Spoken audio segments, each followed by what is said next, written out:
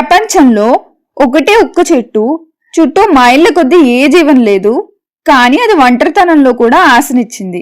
ఈ కథ సహారా ఎడారి మధ్యలో ఉన్న ట్రీ ఆఫ్ టెనరీ గురించి. సహారా ఎడారిలో ఉన్న టెనరీ ప్రాంతంలో ఒకప్పుడు ప్రపంచంలోనే అత్యంత ఒంటరి చెట్టు ఉండేది. ఇది ప్రపంచంలోనే the loneliest tree on earth గా గుర్తింపు పొందింది. చుట్టూ ఇసుక మాత్రమే, నీరు లేదు, ఇంకో చెట్టు కూడా లేదు, మనిషి కూడా చాలా అరుదుగా వెళ్లే ప్రాంతం.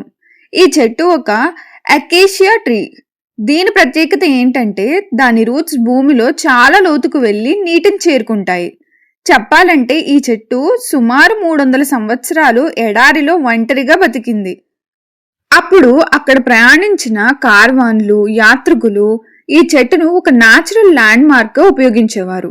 ఎందుకంటే అది అక్కడ ఉన్న ఒకే ఒక్క జీవితం. ఆ చెట్టు ఎవరికి నీడ ఇవ్వలేకపోయినా, ఎవరితోనూ మాట్లాడలేకపోయినా అది తన పని తను చేసింది, బ్రతికింది. చాలా సంవత్సరాల తర్వాత ఒక యాక్సిడెంట్ వల్ల ఆ చెట్టు నశించింది. కానీ దాని కథ మాత్రం చనిపోలేదు. ఈ రోజు కూడా ఆ చెట్టు ఉన్న ప్రదేశంలో ఒక మెటల్ స్కల్ప్చర్ పెట్టారు.